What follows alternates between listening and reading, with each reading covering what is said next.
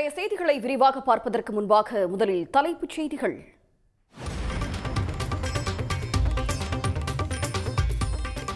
தலைமைச் செயலக ஊழியர்களுடன் பொங்கல் விழாவை கொண்டாடிய முதலமைச்சர். திராவிட மாடல் அரசு தொடர மக்கள் முடிவு செய்துவிட்டதாக திட்டவட்டம்.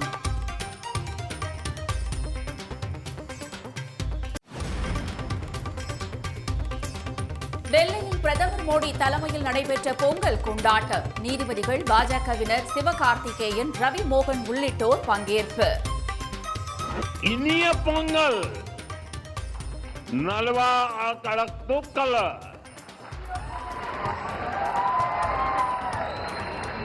வாழ்க தமிழ், வாழ்க பாரதம்.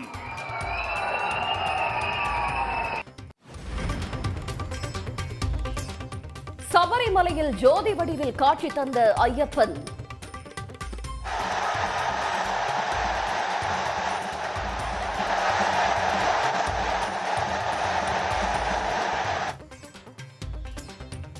பரவசமடைந்த பக்தர்களின் சரண முழக்கம் விண்ணை பிளந்தது.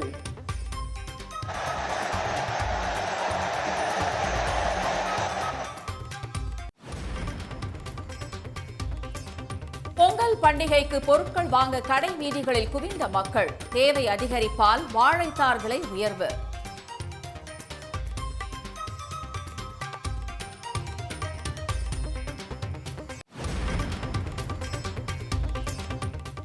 பொங்கல் பண்டிகையை ஒட்டி உச்சம் தொட்ட பூக்கள் விலை. 1 கிலோ மல்லிகை பூ 13,000 ரூபாய்க்கு விற்பனை.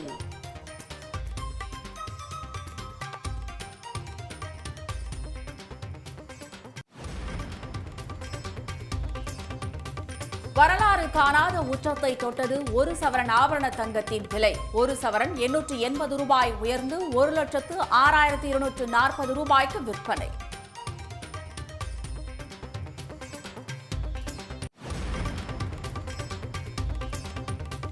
வெள்ளி விலை கிலோவுக்கு 15,000 ரூபாய் உயர்ந்து புதிய உச்சம் தொட்டது. 1 கிராம் வெள்ளி விலை 300 ரூபாயை கடந்ததால் மக்கள் அதிர்ச்சி.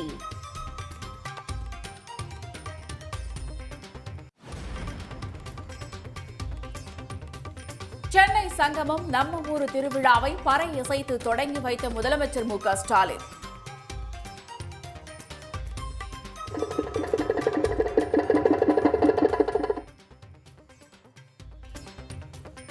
விழாவில் இந்த ஆண்டு 1,500க்கும் மேற்பட்ட கலைஞர்கள் பங்கேற்பு.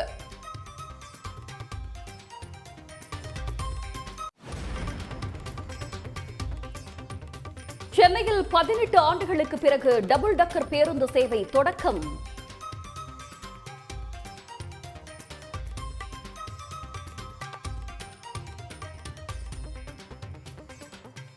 சுற்றுலா பயணிகளுக்கு இயக்கப்படும் நிலையில் விரைவில் மக்கள் பயன்பாட்டுக்கு வருகிறது.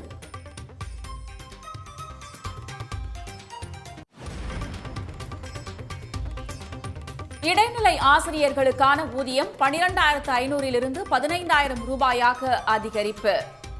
பேச்சுவார்த்தைக்கு பின்னர் அமைச்சர் அன்பில் மகேஷ் அறிவிப்பு.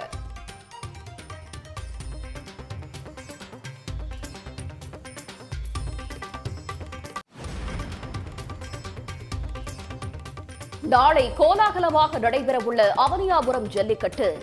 டோக்கன் பெற்றவர்கள் காலை 10 மணிக்கு முன்பே வர காவல்துறை அறிவுறுத்தல்.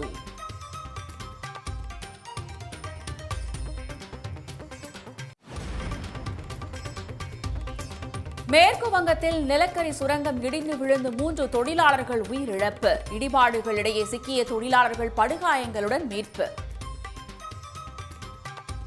2026 ஆண்டுக்கான சென்னை சங்கமம் நம்ம ஊரு திருவிழாவை முதலமைச்சர் மு க ஸ்டாலின் பறை இசைத்து தொடங்கி வைத்தார். அந்த காட்சிகளை பார்க்கலாம்.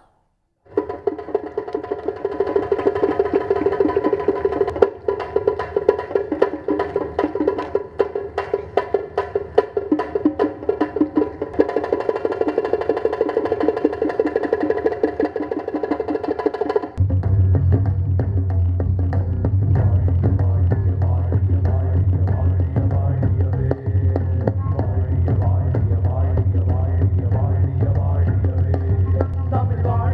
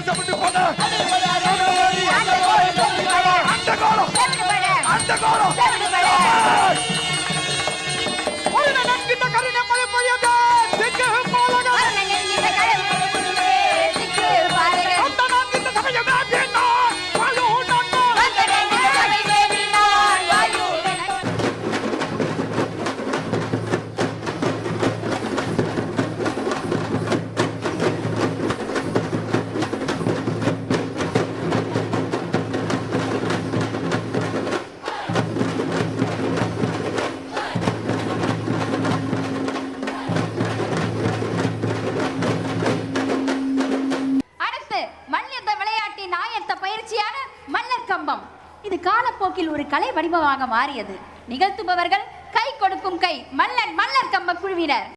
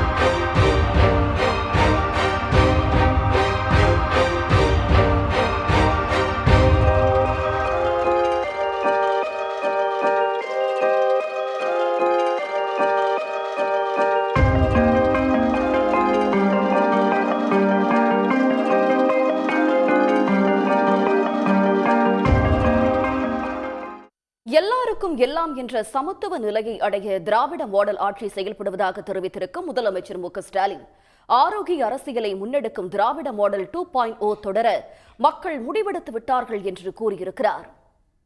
சென்னை தலைமைச் செயலகத்தில் முதல் முறையாக சமத்துவ பொங்கல் விழா கொண்டாடப்பட்டது. இந்நிகழ்ச்சியில் அனைத்து துறை ஊழியர்கள் சார்பில் 5 மண்பானைகள் மூலம் அகப்பையால் கிளறி பொங்கல் வைக்கப்பட்டது. விழாவில் பட்டுவேட்டி சட்டை அணிந்து பங்கேற்ற முதலமைச்சர் மு க ஸ்டாலின் ஊழியர்களுக்கு பொங்கல் பரிமாறினார்.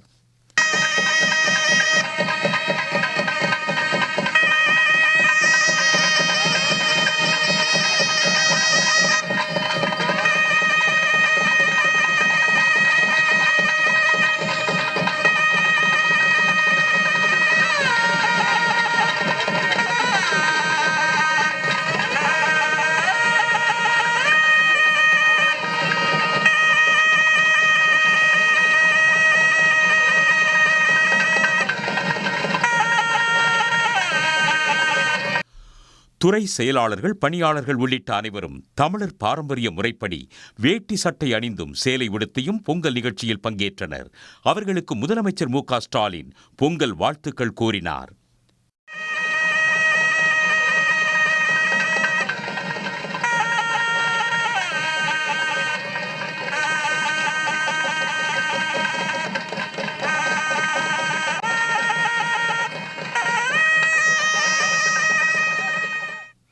முன்னதாக பேசிய முதலமைச்சர் மு க ஸ்டாலின் தமிழ்நாடு முழுவதும் சமத்துவ பொங்கல் கொண்டாடப்பட்டு வருவதாக தெரிவித்தார். இந்த மகிழ்ச்சி தமிழ்நாட்டு மக்களின் உள்ளங்களிலும் இல்லங்களிலும் பொங்கட்டும் என்றும் தெரிவித்தார். எல்லாருக்கும் எல்லாம் என்ற இலக்கை நோக்கி சமத்துவ நிலையை அனைவரும் அடைந்திட வேண்டும் என்ற நோக்கத்தோடு நம்முடைய திராவிட மாடல் அரசு பணியாற்றிக் கொண்டிருக்கிறது. இன்னும் சொல்ல வேண்டும் என்று சொன்னால் உழைத்துக் கொண்டிருக்கிறது. நீங்கள் எல்லாம் நேரம் காலம் பார்க்காமல் உழைத்துக்கிட்டு இருக்கிறீங்க. அப்படிப்பட்ட உங்களோட இந்த பொங்கலை கொண்டாடுவதில் நான் மிகுந்த மகிழ்ச்சி அடைகிறேன். இந்த மகிழ்ச்சி உங்கள் உள்ளங்களிலும் உங்களுடைய இல்லங்களிலும் பொங்கட்டும் பொங்கட்டும் என்று இந்த இனிய நேரத்தில் எடுத்து சொல்லி உங்கள் அனைவருக்கும் என்னுடைய பொங்கல் நல்வாழ்த்துக்களை தெரிவித்து என் உரையை நிறைவு செய்கிறேன். இதனிடையே தமிழ்நாட்டு மக்களுக்கு பொங்கல் வாழ்த்து கூறியுள்ள முதலமைச்சர் மு.க.ஸ்டாலின் அலங்காநல்லூர் ஜல்லிக்கட்டு உள்ளிட்ட பொங்கல் சிறப்பு நிகழ்ச்சிகளில் கலந்து கொள்ள உள்ளதாக தெரிவித்துள்ளார்.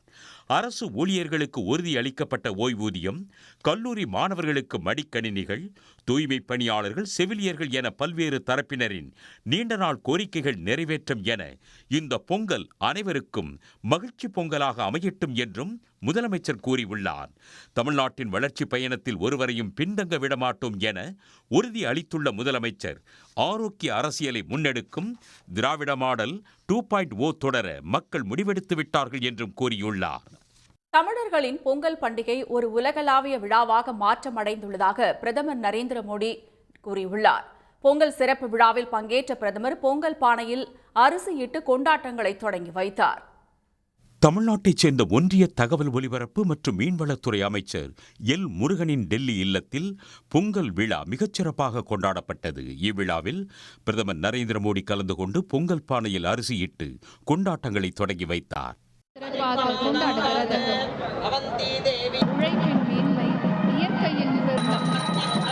பொங்கல் பண்டிகையை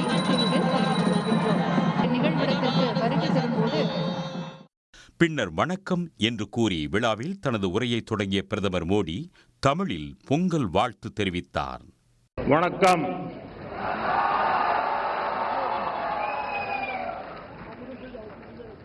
இனிய பொங்கல் நல்வாழ்த்துக்கள்.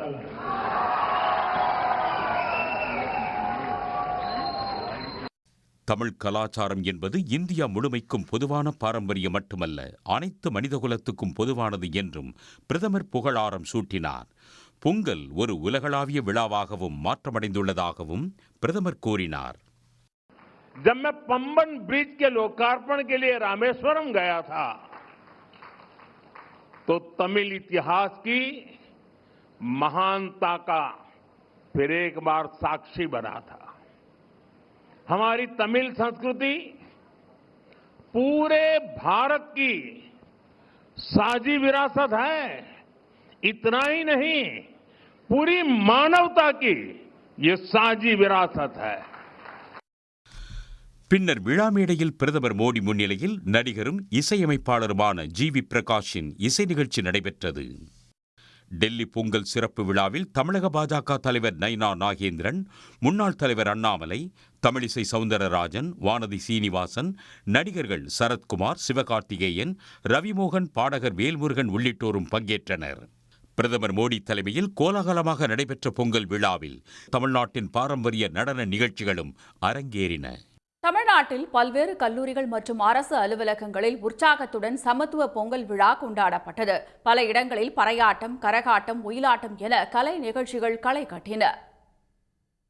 கள்ளக்குறிச்சி மாவட்டம் சின்னசேலத்தில் உள்ள தனியார் மகளிர் கல்லூரியில் படிக்கும் மாணவிகள் பாரம்பரிய உடை அணிந்து ஆட்டம் பாட்டத்துடன் பொங்கலை கோலாகலமாக கொண்டாடினர்.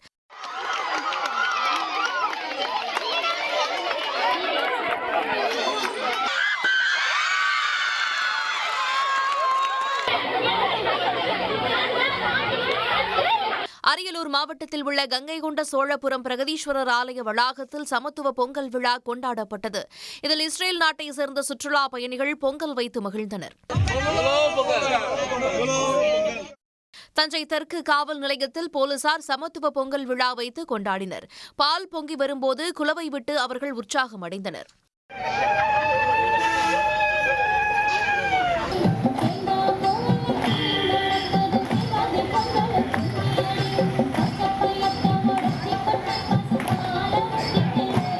இருபத்தி 24 மணி நேரமும் எந்த நேரமாக இருந்தாலும் நம்மளோட சீருடையில் பணியில் இருக்கக்கூடிய காவலர்கள் நாங்கள்.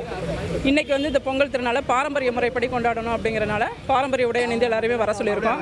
இப்போ பாரம்பரிய நம்ம திருவிழா முடிச்சதுக்கு அப்புறமா மறுபடியும் சீருடையோட பணிக்கு போயிடுவோம். அந்த 1 மணி நேரம் பாரம்பரிய உடையில் எங்கள் காவலர்களோட மகிழ்ச்சியாக பொங்கல் கொண்டாடணுங்கிறதுக்காக தான் இந்த நிகழ்ச்சியை ஏற்பாடு பண்ணியிருக்கோம். மதுரை விமான நிலையத்தில் நடைபெற்ற பொங்கல் விழாவில் கரகாட்ட குழுவினரின் கலை நிகழ்ச்சி நடைபெற்றது. அப்போது அவர்களுடன் இணைந்து டெல்லி தம்பதியினர் நடனமாடியது பார்வையாளர்களை வெகுவாக கவர்ந்தது.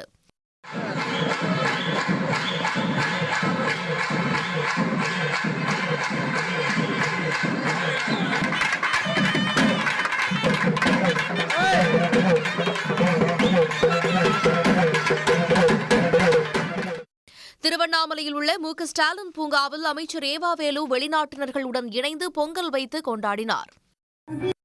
சென்னையை அடுத்த பூவிருந்தவல்லியில் மத ஒற்றுமையை வலியுறுத்தி சமத்துவ பொங்கல் விழா நடைபெற்றது. இதில் கோலப்போட்டி, உரியடிக்கும் போட்டி, இசை நாற்காலி, முறுக்கு சாப்பிடும் போட்டிகளில் வெற்றி பெற்றவர்களுக்கு அமைச்சர் நாசர் பரிசுகளை வழங்கினார். இதேபோல் திருவொற்றியூரில் உள்ள தனியார் மருத்துவமனையில் ஆட்டம் பாட்டத்துடன் சமத்துவ பொங்கல் கோலாகலமாக கொண்டாடப்பட்டது. அனைவருக்கும் பொங்கல் மற்றும் இனிப்புகளை மருத்துவமனை இயக்குநர் செல்வராஜ்குமார் வழங்கினார். பொங்கல் கொண்டாட மக்கள் சொந்த ஊர் செல்வதால் கிளாம்பாக்கம் பேருந்து நிலையத்தில் 2வது நாளாக கூட்டம் அலைமோதுகிறது. இது பற்றிய மேலும் விவரங்களை தருகிறார் நமது செய்தியாளர் சூரியராஜன். சூரியராஜன், பேருந்து நிலையத்தில் எந்த அளவுக்கு கூட்டம் அதிகரித்து காணப்படுகிறது? போதிய அளவுக்கு பேருந்துகள் இருக்கிறதா? கூடுதல் விவரம். கண்டிப்பாக. அதாவது தமிழ் திருநாள் பொங்கல் பண்டிகை நாளை தமிழகம் முழுவதும் சிறப்பாக கொண்டாடப்படுவதன் காரணமாக சென்னையில் இருக்கக்கூடிய மக்கள் தங்களுடைய சொந்த ஊரில் இந்த பொங்கல் விழா கொண்டாடுவதற்காக நேற்றைய தினத்தை தொடர்ச்சியாக 2வது நாளாக இன்றைய தினம் கூட சென்னையிலிருந்து தென் மாவட்டத்தை நோக்கி மக்கள் படையெடுத்து வருகின்றனர். சென்னை மட்டும் இல்லாமல் சென்னை புறநகர் பகுதியில் இருக்கக்கூடிய மக்கள் கிளாம்பாக்கம் பேருந்து நிலையத்திற்கு வருகை தந்து கிளாம்பாக்கம் பேருந்து நிலையத்தில் தங்கள் சொந்த ஊருக்கு செல்லக்கூடிய காட்சிகள் நம்மால் பார்க்க முடியுது. குறிப்பாக கோவை, நெல்லை, திருநெல்வேலி, தூத்துக்குடி இது போன்ற பல்வேறு மாவட்டங்களைச் சேர்ந்த மக்கள் கிளாம்பாக்கம் பேருந்து நிலையத்துக்கு வருகை தந்து இங்கிருந்து தங்களுடைய சொந்த ஊருக்கு செல்வதன் காரணமாக தமிழக அரசு சார்பிலும் போக்குவரத்து சார்பிலும் பல்வேறு சிறப்பு பேருந்துகள் இயக்கப்படுகின்றன. குறிப்பாக சொல்ல வேண்டும் என்றால் ஜனவரி 9ஆம் தேதியிலிருந்து கிட்டத்தட்ட ஜனவரி 15ஆம் தேதி இந்த 6 நாட்கள் சிறப்பு பேருந்துகள் கிளாம்பாக்கம் பேருந்து நிலையத்தில் இயக்கப்படுறாங்க. வழக்கமா பார்த்தோம் அப்படின்னா தினம்தோறும் 1900 பேருந்துகள் இயக்கப்பட்டாலும் கூட கிளாம்பாக்கம் பேருந்து நிலையத்தில் கூடுதலாக 1100 பேருந்துகள் இயக்கப்பட்டு கிட்டத்தட்ட தினம் கிட்டத்தட்ட 3000 முதல் 3500 அரசு பேருந்துகள் கிளாம்பாக்கம் பேருந்து நிலையத்திலிருந்து மக்கள் தங்களுடைய சொந்த ஊரில் பொங்கல் விழா கொண்டதற்காக சிறப்பு பேருந்துகள் இயக்கப்படுகின்றன. தொடர்ச்சியாக இந்த 5 நாட்கள் விடுமுறை, நாளைய தினம் பொங்கல் பண்டிகை, அது தொடர்ச்சியாக மாட்டுப் பொங்கல், காணும் பொங்கல் என தொடர்ச்சியாக ஒரு 5 நாள் விடுமுறையின் காரணமாக தான் தங்களுடைய சொந்த ஊரில் இந்த பொங்கல் விழா கொண்டதற்காக சென்னையில் இருக்கக்கூடிய மக்கள் தங்களுடைய சொந்த ஊருக்கு செல்வதன் காரணமாக கிளாம்பாக்கம் பேருந்து நிலையத்தில் மக்கள் கூட்டம் என்பது நிரம்பி வருகிறது. இருந்தாலும் கூட தமிழக அரசு சார்பில் பல்வேறு சிறப்பு பேருந்துகள், அதாவது முன்பதிவு செய்யப்பட்ட பயணியும் சரி, முன்பதிவு செய்யப்படாமல் இருக்கக்கூடிய பயணிகளுக்கு சிறப்பு பேருந்துகள் அரசு சார்பில் இயக்கப்படுவதற்காக பொதுமக்கள் பேருந்து போதிய அளவில் இருக்கப்பட சொல்லிட்டு இங்க கூடிய போக்குவரத்து துறை சொல்லிவிட்டாங்க. எனவே எந்த ஒரு சிறப்பும் இன்றி 2வது நாளாக கிளாம்பாக்கம் பேருந்திலிருந்து மக்கள் தங்களுடைய சொந்த ஊர்களுக்கு படையெடுத்து வருகின்றனர். விரிவான தகவல்களுக்கு நன்றி சூரியராஜன். சபரிமலை பொன்னம்பலமேட்டில் 3 முறை தோன்றி காட்சி தந்த மகர ஜோதியை ஏராளமான பக்தர்கள் தரிசித்தனர். அப்போது ஐயப்ப பக்தர்களின் சரண முழக்கம் விண்ணை பிளந்தது. சபரிமலை ஐயப்பன் கோயிலில் மகர விளக்கு பூஜைக்காக கடந்த மாதம் 30ஆம் தேதி நடை திறக்கப்பட்டு பக்தர்கள் தரிசனத்திற்கு அனுமதிக்கப்பட்டனர். சபரிமலையில் சிகர நிகழ்ச்சியான மகர விளக்கு பூஜையும் அதனைத் தொடர்ந்து மகர ஜோதி தரிசனமும் மாலை நடைபெற்றது. முன்னதாக பந்தள அரண்மனையிலிருந்து கொண்டுவரப்பட்ட திருவாபரண பெட்டி மாலை 6:15 மணியளவில் சன்னிதானத்தை வந்தடைந்தது. தேவசம் அமைச்சர் VN வாசவன், திருவிதாங்கூர் தேவசம் போர்டு தலைவர் K ஜெயக்குமார் உள்ளிட்டோர் திருவாபரண பெட்டியை வரவேற்று ஏற்றுக்கொண்டனர். மாலை 6:40 மணிக்கு திருவாபரணங்கள் சாமி ஐயப்பனுக்கு அணிவிக்கப்பட்டு தீபாராதனை நடைபெற்றது.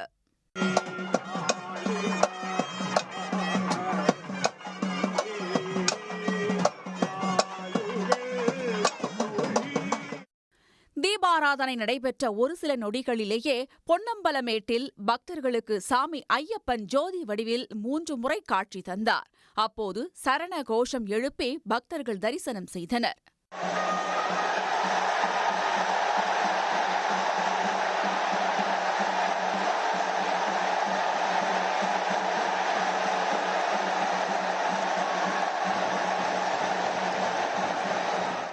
மகர ஜோதி தரிசனத்தையொட்டி 2000 போலீசார் பாதுகாப்பு பணியில் ஈடுபட்டிருந்தனர். சென்னையின் அடையாளங்களில் ஒன்றாக திகழ்ந்த டபுள் டக்கர் பேருந்து சேவையினை முதலமைச்சர் மு.க.ஸ்டாலின் தொடங்கி வைத்ததை அடுத்து முதற்கட்டமாக சுற்றுலா தேவைக்கான பயணம் தொடங்கியுள்ளது. தமிழ்நாட்டின் தலைநகரமான சென்னையில் 18 ஆண்டுகளுக்கு முன்பு டபுள் டக்கர் பேருந்து இயங்கி வந்தது. பின்னர் கடந்த 2008ஆம் ஆண்டில் நகரில் மேற்கொள்ளப்பட்ட மேம்பாலங்கள் மற்றும் சாலை பணிகளை ஒட்டி இந்த பேருந்து சேவை நிறுத்தப்பட்டது. தற்போது அசோக் லேலண்ட் நிறுவனம் மற்றும் அமெரிக்கா வாழ் தமிழர்கள் இணைந்து 1,89,00,000 மதிப்பிலான டபுள் டக்கர் பேருந்தை அரசிடம் ஒப்படைத்தனர். இந்த பேருந்தை மாநில சுற்றுலாத்துறை வசம் முதலமைச்சர் மு.க. ஸ்டாலின் ஒப்படைத்தார். அன்றே இந்த டபுள் டக்கர் பேருந்து சேவையினை முதலமைச்சர் மு.க. ஸ்டாலின் கொடியசைத்து தொடங்கி வைத்தார். இதனால் 18 ஆண்டுகளுக்கு பின்பாக டபுள் டக்கர் பேருந்து சென்னையின் சாலைகளில் ஓடத் தொடங்கியது.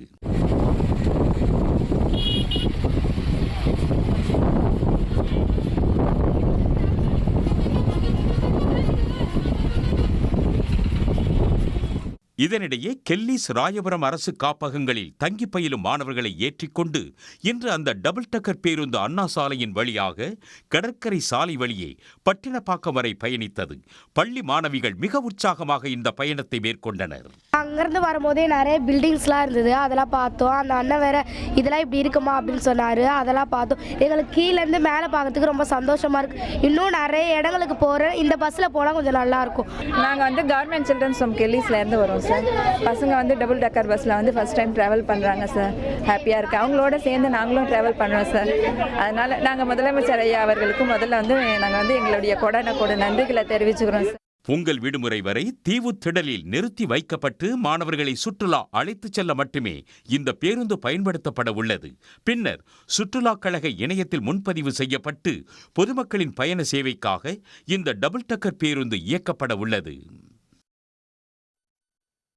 நேற்று முதுநிலை மருத்துவ படிப்பில் காலியாக உள்ள 18,000 இடங்களை நிரப்ப கட் ஆஃப் மதிப்பெண்ணை -40 தேசிய மருத்துவ தேர்வுகள் வாரியம் குறைத்திருப்பது அதிர்ச்சியை ஏற்படுத்தியுள்ளது. நாடெங்கும் உள்ள தனியார் அரசு மருத்துவக் கல்லூரிகளில் MD, MS முதுநிலை மருத்துவ படிப்புகளில் சேர கடந்த ஆண்டு நீட் தேர்வு நடத்தப்பட்டு 2 கட்ட கலந்தாய்வு நிறைவடைந்துவிட்டது. அதில் 800 மதிப்பெண்களுக்கு பொது பிரிவினருக்கு 276 மதிப்பெண்களும், OBC, SC, ST பிரிவினருக்கு 235 மதிப்பெண்களும் கட் ஆஃப் ஆக நிர்ணயிக்கப்பட்டன. ஆனால் 2 கட்ட கலந்தாய்வு நிறைவடைந்த பின்னரும் 18,000 இடங்கள் நிரம்பாமல் உள்ளன. இவற்றை நிரப்ப தேசிய தேர்வுகள் வாரியம் பொது பிரிவினருக்கான கட் ஆஃப் மதிப்பெண்ணை 103ஆகவும், OBC, SC, ST பிரிவினருக்கான கட் ஆஃபை -40 மதிப்பெண்களாகவும் குறைத்துள்ளது. இதன் மூலம் பொது பிரிவினருக்கு 50 இருந்து 7ஆகவும், OBC, SC, ST பிரிவினருக்கு 0ஆகவும் கட் ஆஃப் பெர்சன்டைல் மாற்றப்பட்டுள்ளது. அதாவது நுழைவுத் தேர்வில் தேர்ச்சி பெறாமல் -40 வரை நெகட்டிவ் மதிப்பெண் பெற்றவர்களும் கூட முதுநிலை மருத்துவ படிப்பில் சேர வழிவகை செய்யப்பட்டுள்ளது. உச்சநீதிமன்றத்தின் உத்தரவுப்படி முதுநிலை மருத்துவ படிப்புக்கான குறைந்தபட்ச நீட் தேர்வு மதிப்பெண் கட் ஆஃப் பெர்சன்டைல் 50ஆக இருந்தது. இந்நிலையில் கலந்தாய்வில் காலி இடங்கள் அதிகரித்ததை காரணம் காட்டி 2023ஆம் ஆண்டு 0 பெர்சன்டைல் இருந்தாலும் முதுநிலை மருத்துவ படிப்பில் சேர அனுமதிக்கும் முறையை ஒன்றிய அரசு கொண்டு வந்தது. இதன் காரணமாகவே நீட் தேர்வில் 0 அல்லது மைனஸ் மதிப்பெண் பெற்றவர்களும் முதுநிலை மருத்துவ படிப்புகளில் சேரும் நிலை ஏற்பட்டுள்ளது. இந்த நடைமுறை தனியார் கல்லூரிகளுக்கு சாதகமானது என்றும் நீட் தேர்வின் நோக்கத்தையே சீரழித்து விட்டதாகவும் கல்வியாளர்கள் எதிர்ப்பு தெரிவித்து வருகின்றனர். படித்து நல்ல மதிப்பெண் பெற்றவர்களையும் நுழைவுத் தேர்வில் நெகட்டிவ் மதிப்பெண் பெற்றவர்களையும் சமநிலையில் பாவிப்பது எப்படி சரியான நடைமுறையாக இருக்கும் என்பது அவர்களது கேள்வியாக உள்ளது. சென்னை புத்தக காட்சியில் ஜெயகாந்தனின் ஒரு மனிதன் ஒரு வீடு ஒரு உலகம், சி மோகன் மொழிபெயர்ப்பில் ஓநாய் கொலை சின்னம் உள்ளிட்ட புத்தகங்கள் வாசகர்களுக்கிடையே நல்ல வரவேற்பை பெற்றுள்ளது.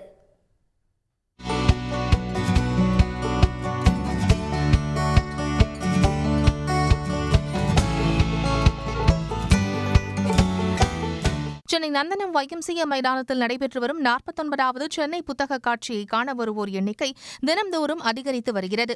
புத்தக காட்சியில் கலைஞரின் அணில் குஞ்சு மற்றும் சிறார் எழுத்தாளர் மு. முருகேஷின் கட்டை விரலின் கதை என்ற புத்தகம் ₹1 விற்பனை செய்யப்படுவது கவனத்தை ஈர்த்துள்ளது. நம்ம ஸ்டாலுக்கு வேடிக்கை பார்க்க வரவங்க கூட வெறுங்கையோடு போகக்கூடாது அப்படிங்கிறதுக்காக கலைஞர் கருணாநிதி அவர்கள் இந்த பாபர் மசூதி இடிக்கப்பட்ட கால சூழலில் அணில் குஞ்சு அப்படின்னு எழுதின ஒரு கதையை இப்போ ஒரு தனி சிறுகதையாக வெறும் ₹1 கொண்டு வரோம். இந்த தடவை சீர் வாசகர் வட்டத்தில் இந்த ஒரு மனிதன் ஒரு வீடு ஒரு உலகம் அப்படிங்கிற மக்கள் பதிப்பு கொடுத்துருக்குறாங்க. ஏற்கனவே இந்த கதை எனக்கு தெரியும், நான் படிச்சிருக்கேன். இருந்தாலும் இது மக்கள் பதிப்பாக வரும்போது இது நிறைய பேருக்கு போய் சேரணும் அப்படிங்கிறனால இந்த விலையில் கிடைக்கும்போது நான் நிறைய ஃப்ரெண்ட்ஸ்க்கு வாங்கி கொடுக்கணும்னு சொல்லி நிறைய பேருக்கு வாங்கியிருக்கேன். இன்றைக்கி ஒரு 10 பேருக்கு வாங்கியிருக்கிறேன். ஓநாய் குலச்சின்னம் என்னும் புத்தகம் இந்த புத்தக காட்சியில் அதிக கவனம் ஈர்த்துள்ளது. சீன எழுத்தாளர் எழுதிய இந்த புத்தகத்தை தமிழில் சி. மோகன் மொழிபெயர்த்துள்ளார்.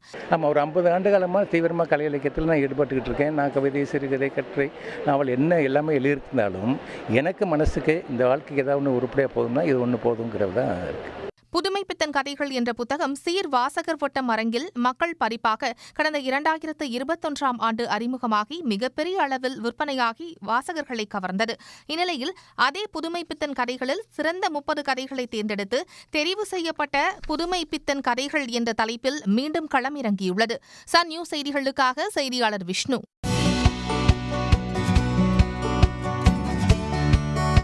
உடனுக்குடன் செய்திகளை தெரிந்து கொள்ள சன் நியூஸ் பெல் ஐகானை கிளிக் பண்ணுங்க.